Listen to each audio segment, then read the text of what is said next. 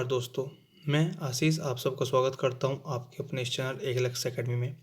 आज हम शुरू करने जा रहे हैं क्लास 8th की हिस्ट्री का चैप्टर 1, जिसका नाम है हाउ व्हेन एंड वेयर, कि कैसे, कब और कहाँ।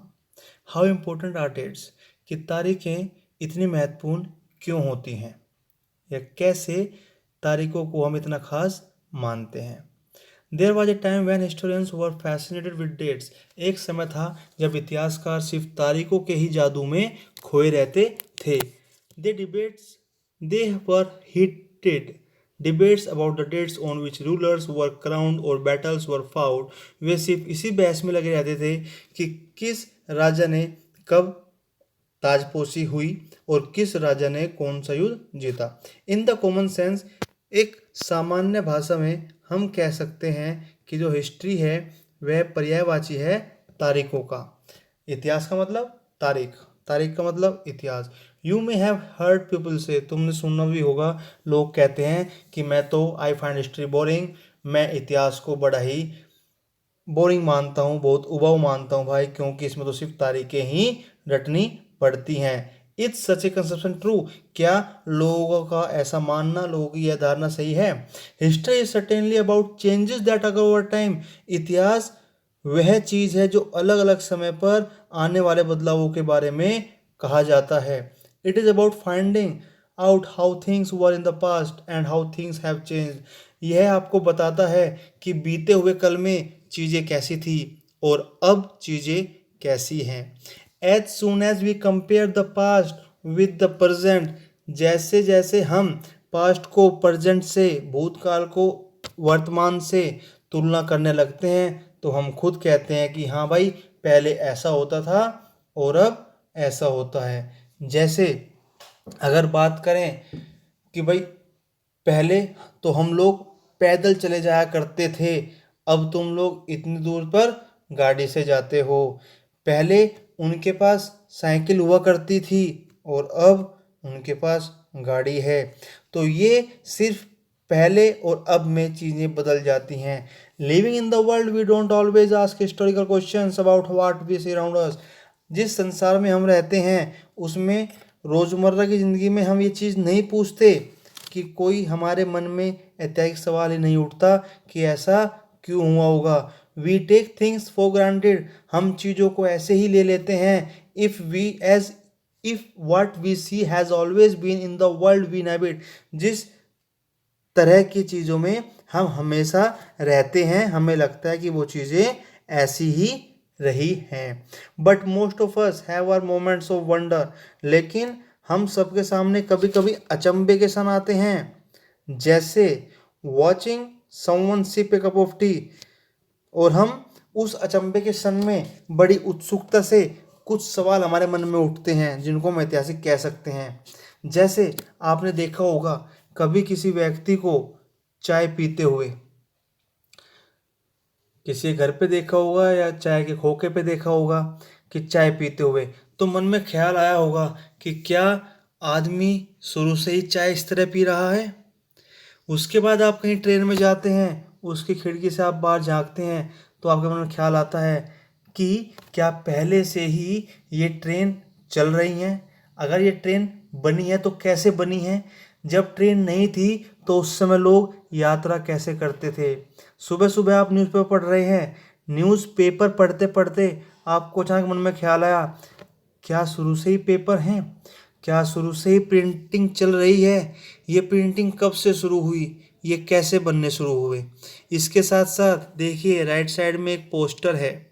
इस पोस्टर में आपको दिख रहा है एक लेडीज़ के पीछे एक शेर है, हाथ में एक भाला है, साइड में 3 पुजारी हैं और इधर 2 अंग्रेज, 2 लोग हो रहे हैं जो कैप वगैरह पहने हुए हैं।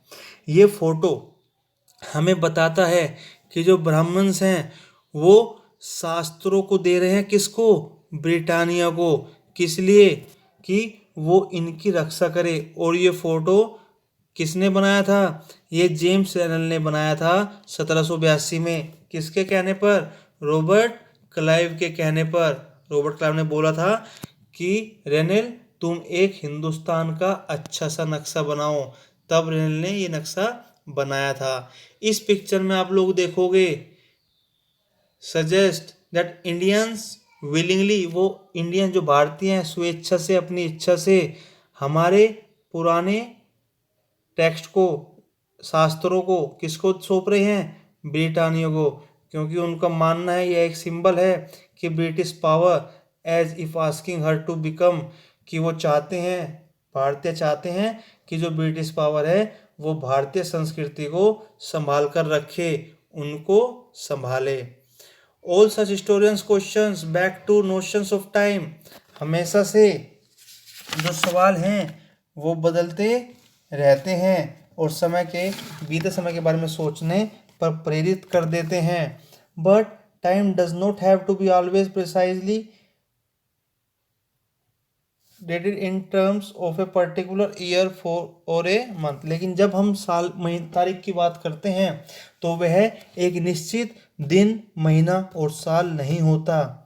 जैसे sometimes it is actually incorrect, कभी कभी यह गलत हो जाता है किसी भी घटना को एक तारीख में बांटने के लिए। For example, people of India did not begin drinking tea, Bharat के लोगों ने एक दिन में चाय पीना शुरू नहीं कर दिया होगा, धीरे धीरे पहले उन्हें इसकी आदत डाली गई होगी, इसका स्वाद चखा होगा, उसके बाद कई सालों में जाकर उन्हें ये चीज़ रोज़मर्रा में इस्तेमाल करनी पड़ रही होगी। This can be no one clear date, और इसकी कोई तारीख नहीं है किस दिन से भारतीयों ने चाय पीनी शुरू की। इसी तरीके से इसकी भी कोई एक डेट नहीं है कि ब्रिटिश शासन कब से स्थापित हुआ था। यह जो नेशनल मूवमेंट, राष्ट्रीय आंदोलन थे, वो कब से शुरू हुए थे, और चेंजेस टुक प्लेस, और ये अर्थव्यवस्था या समाज में किस दिन बदलाव आए, इन आंदोलन की वजह से समाज में और अर्थव्यवस्था में कब बदलाव आए, ये सब चीज़ें हैं। ऑल दीज थिंग्स, ऐसे हम सिर्फ एक अवधि की बात कर सकते हैं, एक लगभग सही अवधि के बारे में बता सकते हैं जब वे खास बदलाव दिखाई देने शुरू हुए होंगे। Why then do we continue to associate, इसलिए हम इतिहास को तारीखों से ही क्यों जोड़कर देखते हैं, इस जुड़ाव की भी एक वजह है। वह वजह क्या है, एक समय था, there was a time when history was an account of battles and big events, जब युद्ध और बड़ी बड़ी घटनाओं के ब्यौरों से ही इतिहास बनता था, उनको इतिहास माना जाता था। Historians road it was about rulers, यह सिर्फ शासन और उसके शासक और उसकी नीतियों के बारे में ही था। Historians wrote about the year, जो इतिहासकार थे वो लिखते थे किस बारे में, राजा की ताजपोशियों के बारे में, और उनके किस साल उनको विवाह हुआ उसके बारे में, किस साल उनके घर में बच्चा पैदा हुआ उसके बारे में, कौन से साल उन्होंने कौन सी लड़ाई लड़ी और वह कब मरे, और उनके बाद किसको शासन करने का मौका मिला, इन सब बारे में वो लोग लिखते थे।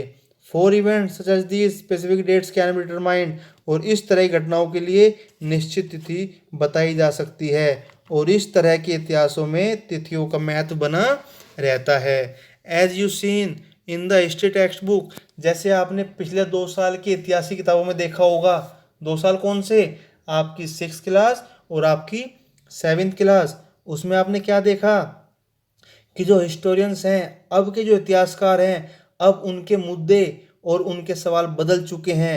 अब वह पता लगाते हैं कि हाउ पीपल, के लोग कैसे अर्न देयर लिवलीहुड, अपनी जीविका कैसे चलाते थे, what they produce and eat, वह क्या उगाते और क्या खाते थे, हाउ सिटी डेवलप्ड, शहर कैसे विकसित हुए और बाजार कैसे बने, हाउ किंगडम्स वर फॉर्म्ड, साम्राज्य कैसे स्थापित हुए, नए विचार कैसे फैले, and how cultures and society change, और ये संस्कृति और वह समाज किस तरह बदले। इसके साथ हम देखते हैं लेफ्ट साइड में एक फ़ोटो है, लिप्टन टी, आप लोगों ने नाम सुना होगा, आज भी लिप्टन टी आती है। इसमें पीछे एक किला है, आगे घोड़े पर एक राजकुमार से बैठे हैं, ये कौन है, ये बताता है पुराने समय का एडवर्टाइजमेंट जो हमें मार्केट को समझने में मदद करता था जब कोई नया प्रोडक्ट मार्केट में आता था। दिस 1922 एडवर्टाइजमेंट, यह 1922 का एडवर्टाइजमेंट है, लिप्टन टी का, जो हमें दिखाता है कि भाई लिप्टन टी तो सिर्फ शाही लोग ही पीते हैं, बड़े लोग पीते हैं, जो इसको पिएगा इसका मतलब वो बड़ा आदमी होगा। ये आपने पीछे देखा, ये पीछे है एक भारतीय किले की दीवार, outer wall of the Indian palace, भारतीय किले की दीवार, और सामने जो घोड़े पर लड़का बैठा है यह है तीसरा बेटा किसका, queen Victoria of Britain, Britain की क्वीन विक्टोरिया के तीसरे बेटे की तस्वीर है जिसका नाम है प्रिंस आर्थर, और प्रिंस आर्थर को टाइटल दिया हुआ था ड्यूक ऑफ कन्नॉट का, ड्यूक ऑफ कन्नॉट। उसके बाद अगला पॉइंट आता है कौन सी तारीखें। कौन सी तारीख का मतलब कि कौन सी तारीखें महत्वपूर्ण हैं, ये कैसे पता लगता है, और कौन सी तारीखें महत्वपूर्ण नहीं है, इनको हम कैसे कह सकते हैं। सबसे पहले आप बात समझिए, आपके जीवन की सबसे इंपॉर्टेंट डेट कौन सी है। आप लोग कहते हैं आज मेरा बर्थडे है, फॉर एग्जाम्पल आपका बर्थडे 5 अप्रैल को है, तो आपके लिए खास कौन सी हो गई, 5 अप्रैल। उसके बाद आप बड़े होते गए, बड़े होते गए, आपके जीवन में एक खास डेट और जुड़ी, किसकी, भाई मम्मी पापा की एनिवर्सरी है, होती आपसे पहले की है, लेकिन आपने तवज्जो दी उसको जब आपको इस बारे में पता लगा कि भाई 21 जून मम्मी पापा की एनिवर्सरी है, तो आपने उसको भी सेलिब्रेट करना शुरू कर दिया। उसके बाद में फिर शादी हो गई, अपनी एनिवर्सरी की डेट वो इसको इम्पोर्टेंट दे दी। फिर ऐसे ही हम सिर्फ उन डेट को इम्पोर्टेंस देते हैं जिनके बारे में हम कुछ खास घटना को याद रखना चाहते हैं। मान लो हम बात करें कि 2 अक्टूबर, 2 अक्टूबर को क्या है, तो हम ध्यान रखते हैं कि 2 अक्टूबर को महात्मा गांधी जी का बर्थडे है। उस दिन एक खास दिन हुआ, क्यों, क्योंकि हमने पता लगाया कि महात्मा गांधी जी का बर्थडे 2 अक्टूबर को हुआ। लेकिन उसमें एक छोटी सी बात छिपी हुई, 2 अक्टूबर को लाल बहादुर शास्त्री जी का भी बर्थडे होता है, लेकिन हम लोग उनको इतनी तवज्जो नहीं देते जो कि हमें देनी चाहिए। अगर कोई पूछे 2 अक्टूबर को क्या होता है, तो उस दिन बड़े महत्वपूर्ण दिन है, दो महान आदमियों का जन्म हुआ था, एक लाल बहादुर शास्त्री जो कि हमारे दूसरे आज़ाद देश के सेकंड प्राइम मिनिस्टर थे, और एक हमारे महात्मा गांधी जी जिन्होंने एक रिवॉल्यूशनरी बदलाव इस भारत में लेकर आए थे। तो विच डेट्स, डेट वही इंपॉर्टेंट होती हैं जिन पर हम फोकस करते हैं, जिनमें कुछ खास घटनाएं घटित होती हैं। अगर हम अपने बदलने का तरीका ही बदल दें, अगर हम अपने पढ़ने का तरीका ही बदल दें, तो हमारे लिए खास डेट का मतलब भी बदल जाएगा। अब उदाहरण के तौर पर हम बात करते हैं कि जो अंग्रेजों के ज़माने के इतिहासकार थे उनके लिए क्या ज़रूरी था, उनके लिए सिर्फ ज़रूरी था कि जो गवर्नर जनरल थे सिर्फ उनके बारे में लिखना, उनकी सारी एक्टिविटीज़ के बारे में लिखना, उनकी सारी नीतियों के बारे में लिखना। उनकी कहानी शुरू होती थी गवर्नर जनरल से और ख़त्म हो जाती थी वाइस रॉय पे। उस समय की उनके हर एक इतिहास की किताबों में भरा पड़ा है कि first governor general Warren Hastings ने ये किया, और वह ख़त्म हो जाता है last vice Roy Lord Mountbatten पर। अलग अलग चैप्टर में सब गवर्नर जनरल की बात की गई है, उनके कुछ नाम है ये आप देख सकते हैं, Hastings, Wellesley, Bentinck, Dalhousie, Canning, Lawrence, Lytton, Ripon, Curzon, Hardinge, Irwin. It was a seemingly never ending succession of governor generals and viceroys. और इस किताब इनको पढ़ोगे तो आपको लगेगा कि गवर्नर जनरल के कभी ख़त्म ही नहीं हो रहे, ये वो पर्सनैलिटी हैं, इनके बारे में इसने लिखा हुआ है इतिहासकार ने। टू देयर एक्टिविटीज़, उनकी एक्टिविटीज़ के बारे में लिखा हुआ है, उनकी पॉलिसीज़ के बारे में लिखा हुआ है, उनकी उपलब्धियों के बारे में लिखा हुआ है। और उन इतिहासकारों के लिए इन गवर्नर जनरल के अलावा इन लोगों से बाहर कोई जीवन ही नहीं था, उनके लिए किसी और की कोई खासियत ही नहीं थी, वो किसी को और तवज्जो देते ही नहीं थे। The chronology of their lives mark the different chapters of the history of British India. उनकी इस सोच ने उनकी इस सोच ने लोगों के जीवन का क्रम ब्रिटिश भारत के इतिहास से अलग अलग अध्यायों का विषय बना दिया। Can we not write about the history of this period, क्या हम इस समय की हिस्ट्री को किसी और तरीके से नहीं लिख सकते? क्या यह इतिहास, क्या उस समय सिर्फ गवर्नर जनरल ही थे लिखने के लिए? वैन वी राइट हिस्ट्री और ए स्टोरी, जब हम कोई कहानी लिखते हैं या कोई इतिहास लिखते हैं तो हमें उसे चैप्टर में बांटना पड़ता है। क्यों बांटते हैं, ऐसा करना जरूरी है? हाँ जरूरी है, क्योंकि हर एक चैप्टर का अपना एक महत्व होता है, एक सामंजस्य होता है। एक कहानी को लिखने के लिए एक ऐसा तरीका होना चाहिए जिसका ही कुछ मतलब हो, उस कहानी की कुछ इंपॉर्टेंस हो, उसके पीछे कुछ मतलब छिपा हो। In the process of in the process we focus only on दो इवेंट्स। इस प्रक्रिया में हम सिर्फ उन घटनाओं पर ध्यान देते हैं जो हमें या हमारी कहानी को एक आकार देने में मदद करती है। In the stories that revolve around the life of British governor general, इतिहास में जो जीवन था उन इतिहासकारों का, वह उन गवर्नर जनरल के ही चारों तरफ घूमता रहता था। उन गवर्नर जनरल के अलावा उनकी प्रक्रियाओं में भारत का कोई भी महत्व नहीं था, उनके लिए उनकी किताबों में कोई जगह ही नहीं थी। व्हाट देन वी डू, तब हम क्या कर सकते हैं? Clearly we need another format. इसका साफ सुथरा सा मतलब है कि हमें फॉर्मेट बदलना होगा, हमें दूसरे तरीके से इतिहास को जानना होगा, उसके बारे में लिखना होगा।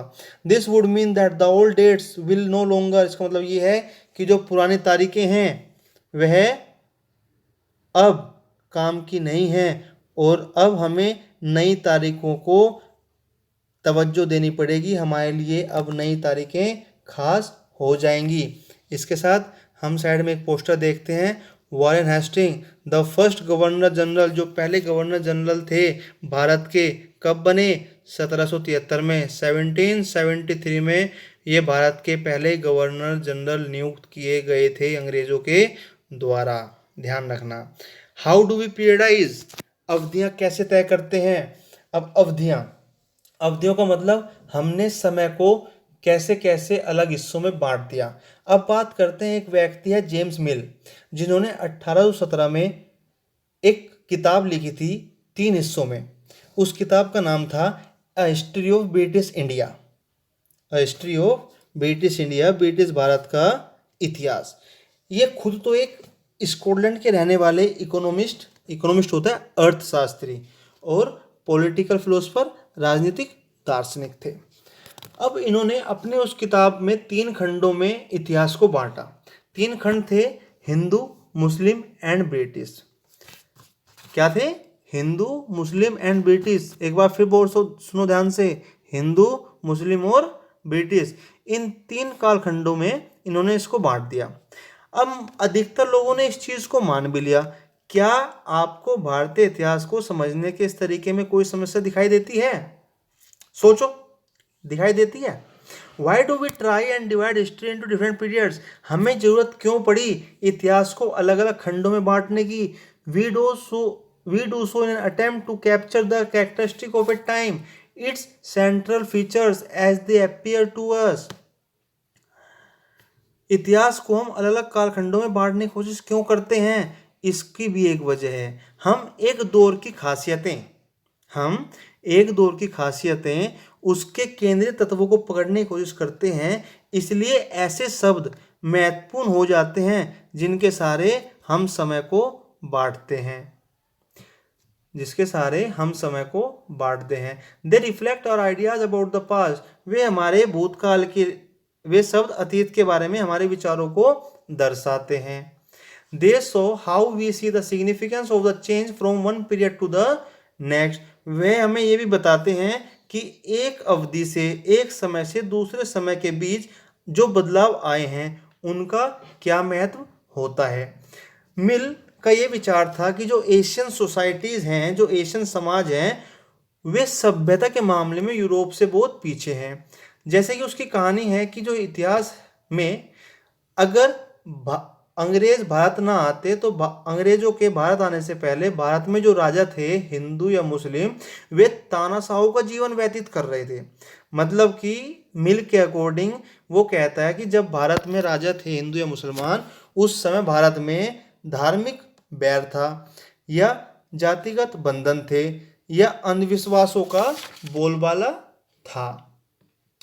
British rule Mill felt could criticise India, Mill का मानना यह था कि जो ब्रिटिश रूल है, अंग्रेजी जो शासन है, यह भारत की सभ्यता को बना सकता है या भारत को सभ्य बना सकता है। To do this it was necessary to introduce European manners. उनको सभ्य बनाने के लिए भारत में यूरोपीय शिष्टाचार, यूरोपियन मैनर्स, यूरोपीय शिष्टाचार, आर्ट, कला, इंस्टीट्यूशंस, संस्थानें और लॉज इन इंडिया, कानूनों को लागू किया जाना चाहिए। मिल suggested that the British should conquer all the territories in India to ensure the enlightenment and happiness of the Indian people। मिल ने तो यहाँ तक कह दिया था कि भारत के सारे भूभाग पर अंग्रेजों को कब्जा कर लेना चाहिए ताकि भारतीय जनता को वो ज्ञान और सुखी जीवन प्रदान कर सकें। For India's was not capable of progress without British help. वो कहते हैं कि भारत के लिए बिना अंग्रेजों की मदद के उन्नति करना नामुमकिन है। In this idea of history, इस आइडिया में British rule represent all the forces of progress and civilisation. इतिहास की इस धारणा में अंग्रेजी शासन प्रगति और सभ्यता का प्रतीक था। अंग्रेजी शासन से पहले सारा अंधकार का दौर था। क्या इस तरह की धारणा को आप स्वीकार कर सकते हैं? सोचना। आगे पढ़ते हैं। इन एनी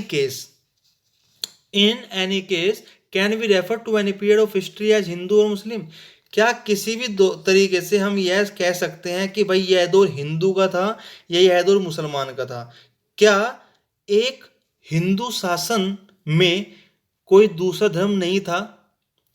क्या एक मुगलों जो मुस्लिम शासन था उसके दौर में कोई और धर्म नहीं था? आप लोगों ने 7th क्लास में पढ़ा है कि जब मुगलों का शासन था तब कुछ राज्य में राजपूतों का शासन भी था, हिंदुओं का शासन भी था। तो यह बात तो कहीं ना कहीं गलत साबित होती है। Moving away from British classification, जब हम अंग्रेजों द्वारा सुझाए गए वर्गीकरण से अलग हटकर इतिहासकार भारतीय इतिहास के आमतौर पर जो यह ऊपर इतिहासकारों ने डिवाइड किया था हिंदू, मुस्लिम और ब्रिटिश में, उससे अलग हटकर इंडियन हिस्टोरियंस ने इसको एक अलग वर्गीकरण में डाला। वो क्या था? 3 हिस्सों में बांटा। वन इज एंशियंट, प्राचीन इतिहास, मिडिवल मध्यकालीन इतिहास एंड मॉडर्न आधुनिक इतिहास। This division too has its problem, इस वर्गीकरण की भी कुछ समस्याएं थी। It is a periodisation that is borrowed from the west, यह पीरियडाइजेशन भी, यह वर्गीकरण भी वेस्ट से ही लिया गया था। Where the modern period was associated with the, जिसको कि उनके अनुसार जो मॉडर्न पीरियड है, जो आधुनिक पीरियड है, उसका मतलब है साइंस, विज्ञान, रीजन, तर्क, डेमोक्रेसी, लोकतंत्र एंड लिबर्टी, मुक्ति एंड इक्वलिटी, समानता। उनका मानना है कि इन जैसी आधुनिकता की ताकतों के विकास का युग माना जाता है। किसको? आधुनिक काल को, मॉडर्न एरा को। Medieval was a term, medieval जो मध्यकालीन है वह यूज किया जाता है टू डिस्क्राइब ए सोसाइटी, उस सोसाइटी के लिए जहां पर ये मॉडर्न सोसाइटी की फीचर्स, मॉडर्न सोसाइटी के यह फीचर्स या विशेषताएं नहीं थी। कौन सी? जिसमें कि हम विज्ञान, तर्क, लोकतंत्र, मुक्ति और समानता की बात करते हैं। लेकिन अगर हम इसकी बात करते हैं तो क्या मुझे आप बता सकते हैं कि क्या अंग्रेजों के शासन में लोगों के पास समानता थी, आजादी थी, या वो बिल्कुल मुक्त थे? क्या आप ये चीज मुझे बता सकते हैं? नहीं। Nor was the period one economic growth and progress, और वह समय अर्थव्यवस्था की बढ़ने का, उसकी उन्नति का भी नहीं था। आर्थिक विकास भी उस टाइम नहीं हुआ था। Many historicals therefore refer to this period, बहुत सारे इतिहासकार इस युग को औपनिवेशिक युग कहते हैं। कॉलोनियल का मतलब होता है, ध्यान देना, औपनिवेशिक। और औपनिवेशिक क्या होता है उसके लिए मैं आपको यहाँ बता देता हूँ। What is colonial? कॉलोनियल क्या है? इस किताब में आप पढ़ेंगे जब British came to conquer the country, जब ब्रिटिश देश को जीतने के लिए आए और उन्होंने यहाँ पर अपना शासन कर दिया, सबजुगेटिंग लोकल नवाब्स एंड राजाज, उन्होंने स्थानीय राजा को और स्थानीय नवाब को दबदबा बनाकर उन पे अपना हुक्म तामील करने लगे।